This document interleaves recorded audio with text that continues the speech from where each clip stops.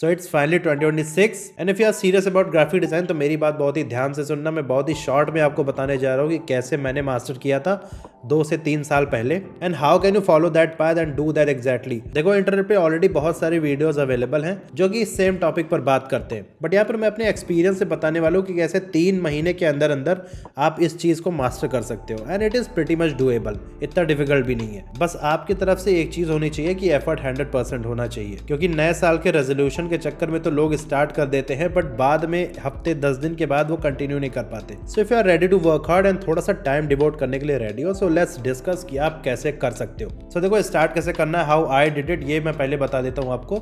मैंने स्टार्ट किया था यूट्यूब से। यूट्यूब पे ट्यूटोरियल्स देख देख के मैंने थोड़े थोड़े प्रैक्टिस करना स्टार्ट किया। आप भी सेम तरीके से कर सकते हो। Start by watching free tutorials on YouTube. बहुत सारे ट्यूटोरियल्स अवेलेबल हैं, जैसा कि आप लोग को पता ही है। GFX मेंटर पूरी की पूरी प्लेलिस्ट अवेलेबल है। Start by watching that. और बहुत ही ज़्यादा जल्दबाजी करने की भी ज़रूरत नहीं है कि मुझे 1 महीने के अंदर सारे के सारे इलस्ट्रेटर के, फोटोशॉप के सभी हम लोग को ट्यूटोरियल्स ख़त्म कर देने हैं। ऐसा नहीं होता यार।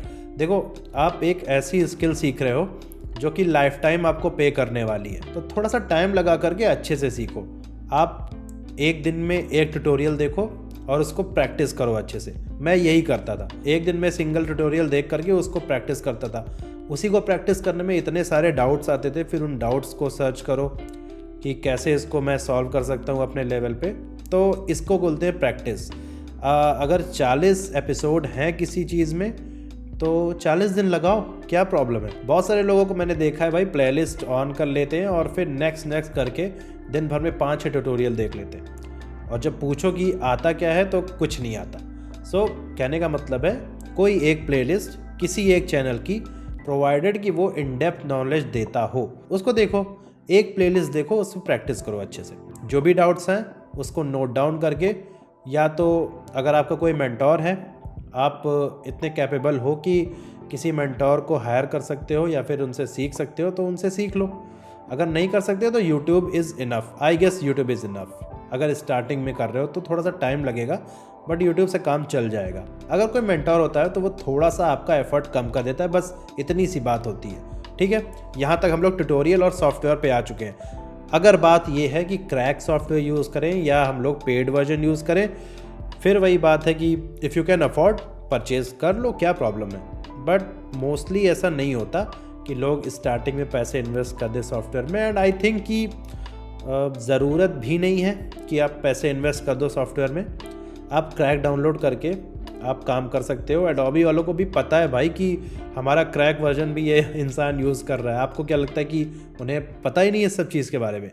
उनको भी पता है कि आप क्रैक यूज़ कर रहे हो, बट दे नो कि in future you can be their potential customer. ठीक है, तो क्रैक सॉफ्टवेयर डाउनलोड करके प्लेलिस्ट, एक दिन में एक प्लेलिस्ट देख करके जो भी डाउट्स हो उसको नोट करते करते जाओ और प्रैक्टिस करते जाओ। जब आपकी प्लेलिस्ट ख़त्म हो जाए तब आओ आप पोस्टर डिज़ाइन पे, फ्लायर डिज़ाइन पे, बैनर डिज़ाइन पे, इस सब चीज़ों पे आओ। अब यहाँ पर मैं जो सॉफ्टवेयर बोलूँगा वो आप इलस्ट्रेटर एंड फोटोशॉप पहले कवर कर लेना। कॉरल ड्रॉ भी कवर कर सकते हो, बट अगर इलस्ट्रेटर एंड फोटोशॉप कवर कर लेते हो तो आप मोटा मोटा काम ग्राफिक डिज़ाइन का निकाल लोगे।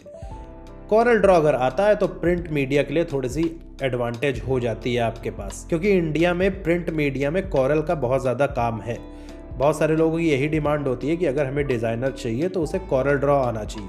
तो अगर है तो एक एक्स्ट्रा एज है आपके पास, वरना इलस्ट्रेटर और फोटोशॉप से काम चल जाता है। मैंने आज तक नहीं सीखा कॉरल ड्रॉ।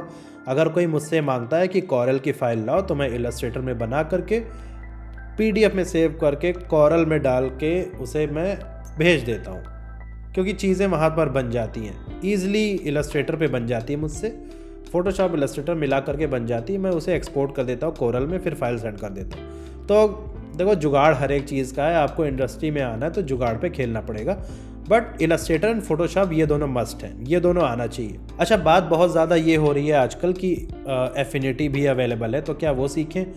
देखो सॉफ्टवेयर आप इंडस्ट्री स्टैंडर्ड सीखो।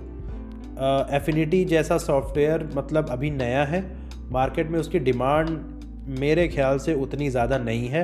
हाँ, बात जब डिज़ाइन बनाने की आती है तो कोई मैटर नहीं करता कि आपने बनाया किस पे है, जो फाइल उन्हें चाहिए वो फाइल उन्हें मिलनी चाहिए बस। बट फोटोशॉप एंड इलस्ट्रेटर का फ़ायदा अभी ये है हमारे पास कि बहुत ज़्यादा डिमांड में है सॉफ्टवेयर, तो आप उसे सीख लो, बाद में एफिनिटी पे जंप करते रहना। चीज़ें सेम ही हैं, मास्क आप इसमें भी करोगे, मास्क उसमें भी करोगे, तो आपका कंसेप्ट क्लियर होना चाहिए फोटोशॉप का, बाद में जंप करते रहो सॉफ्टवेयर पे, क्या प्रॉब्लम है। अच्छा, दूसरी बात आती है प्रैक्टिस करने की। अब आपने सॉफ्टवेयर कंप्लीट कर लिया, आपने ट्यूटोरियल्स कंप्लीट कर लिए, आपको सॉफ्टवेयर की बेसिक नॉलेज हो गई है। अभी करना क्या है आपको, पिंटरेस्ट से, बिहेंस से या फिर जो भी अच्छे डिज़ाइन से, बेसिक से डिज़ाइन, बहुत ही कॉम्प्लेक्स और मैनिपुलेशन वाले नहीं, वरना आप ओवरवेलम होके छोड़ दोगे डिज़ाइनिंग। बेसिक से डिज़ाइन उठाओ, उसको एज इट इज़ क्रिएट करने की कोशिश करो फोटोशॉप और इलस्ट्रेटर के अंदर। अगर आपको प्रिंट का डिज़ाइन करना है, प्रिंट के उठा लो, करो इसमें डिज़ाइन फोटोशॉप में और इलस्ट्रेटर में। वेब बैनर डिज़ाइन करना है तो वेब बैनर डिज़ाइन करो। अभी आपका टास्क इतना सा है कि आपको डिज़ाइन कॉपी करके सेम चीज़ आपको अप्लाई कर देना है अपने डिज़ाइन में, ठीक है। कॉपी करने को इसलिए बोल रहा हूँ क्योंकि आपने सिर्फ अभी सॉफ्टवेयर सीखा है, आपको ये नहीं पता कि डिज़ाइन बनते कैसे हैं। एक स्टेप बाय स्टेप चलना पड़ता है कि हमने सॉफ्टवेयर सीखा, अब हमने डिज़ाइनिंग सीखा, अब हम मार्केट में जा कर के डिज़ाइन करेंगे, अब हमें फीडबैक लेना है, अब हमें क्रिटिसिज्म मिलेगा हमारे डिज़ाइन का, उसको झेल के आगे बढ़ना है। तो एक ये स्टेप बाय स्टेप प्रोसेस होता है। ऐसा नहीं होता कि आपने सॉफ्टवेयर सीख लिया, डिज़ाइन बनाना सीख लिया, अब आप कर लोगे काम, ऐसा नहीं होता। तो डिज़ाइन कॉपी करना स्टार्ट करो, धीरे धीरे आप जब इस प्रोसेस में रहोगे ना तो आपसे डिज़ाइन अच्छे बनने लगेंगे। डिज़ाइन जब अच्छे बनने लगेंगे तो जब आप मार्केट में जाओगे तो आपको डिज़ाइन का फीडबैक मिलेगा कि नहीं भाई ऐसा नहीं, मैं वैसा चाहता था, मैं वैसा नहीं, मैं ऐसा चाहता था। उसका भी प्रोसेस है। जब आप डिज़ाइन बनाना स्टार्ट कर दोगे तो आप देखोगे धीरे धीरे आपके डिज़ाइन बैलेंस होने लगे। स्टार्टिंग में प्रॉब्लम ये होती है कि हम टाइपोग्राफी पे काम नहीं कर पाते, हम कलर थ्योरी पे काम नहीं कर पाते, हमारा ये नहीं पता होता कि ग्रेडियंट पे कौन से कलर अच्छे लग रहे हैं, हमें ब्रांड के पोजीशनिंग के हिसाब से डिज़ाइन क्रिएट करना नहीं आता। अब बारी है ये सारी चीज़ें सीखने की। अब आपको काम आएगा डिज़ाइन फंडामेंटल्स। डिज़ाइन फंडामेंटल्स मतलब कलर कैसे काम करते हैं, टाइपोग्राफी कैसे काम करती है, हमारे हायरार्की कैसे बनते हैं और डिज़ाइन में अलाइनमेंट कैसे काम करता है। अब इन चीज़ को सीखने की बारी है। This is the right time जब आपको डिज़ाइन के फंडामेंटल्स सीखने चाहिए। भाई फंडामेंटल्स पहले सीख के क्या करोगे जब आपको सॉफ्टवेयर पे ही हाथ चलाना नहीं आता। तो सबसे पहले डिज़ाइन सीख लो थोड़ा सा बनाना, उसके बाद डिज़ाइन के फंडामेंटल्स पे आओ, क्योंकि अब आपने डिज़ाइन बनाना सीख लिया है। अब आपको उन डिज़ाइन को बैलेंस करना है, डिज़ाइन को एक थ्योरी के अकॉर्डिंग कैसे मैनेज करके प्रेजेंट करना है वो अब आपको सीखना है। So this is the right time to learn fundamentals. जब आप फंडामेंटल्स सीख करके डिज़ाइन बनाओगे अब आपके डिज़ाइन थोड़े से बैलेंस बनना स्टार्ट होंगे। और जब ऐसा हो जाए, इतना आप काम कर लो, तो फिर आप मार्केट में जाने के लिए थोड़े थोड़े रेडी हो चुके हो। अब यहाँ पर 2-3 चीज़ें हैं कि फ्रीलांसिंग करें, हम इंटर्नशिप करें या जॉब करें, देखो आपके ऊपर है। इसमें कोई ऐसा एक ब्लूप्रिंट नहीं बता सकता कोई कि आपको पहले इंटर्नशिप करनी चाहिए, फिर जॉब करनी चाहिए, फिर फ्रीलांसिंग करनी चाहिए, फिर एजेंसी बनानी चाहिए। ऐसा कोई कह नहीं सकता क्योंकि सबके अपने अपने रास्ते हैं। मैं अपनी बात करूं तो मैंने एक रिमोट जॉब से स्टार्ट किया था, वर्क फ्रॉम होम ही था, मैं घर से ही काम करता था। एंड उसके बाद मैंने थोड़ा थोड़ा फ्रीलांसिंग किया, अभी मैं कंटेंट पे काम कर रहा हूं। तो मेरा पाथ ये था। जिनके पास बहुत ज़्यादा टाइम होता है, जो अपने 12th में है, इंटरमीडिएट में है या कॉलेज में है, वो इंटर्नशिप भी करते हैं, जो कि एक अच्छा तरीका है।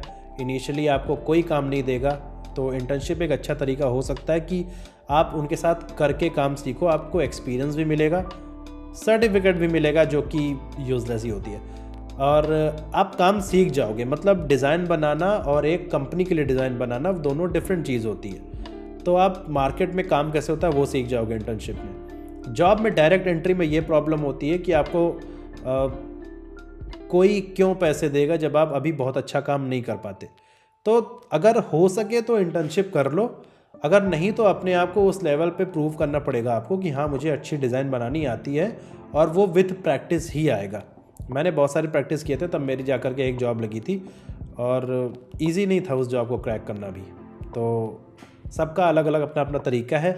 आप डिज़ाइन कैसे सीख पाओगे ये मैंने बता दिया आपको। आपको अगर ये चीज़ें सीखना है कि जॉब कैसे करना है, फ्रीलांसिंग कैसे करनी है या क्लाइंट कैसे लाना है, तो कमेंट करके बताना, मैं नेक्स्ट वीडियो उस पर बना दूंगा। अभी के लिए 2026 में ग्राफिक डिज़ाइन कैसे सीखें उसका प्रोसेस ये था। और अगर मैं अपना बताऊँ तो यही पाथ मैंने भी फॉलो किया है। यूट्यूब से सीखना, मेंटोर से सीखना, फिर जा कर के डिज़ाइन उल्टे सीधे बनाना, फिर थ्योरीज पढ़ना, थ्योरी को अप्लाई करना, मार्केट पे डिज़ाइन बनाना।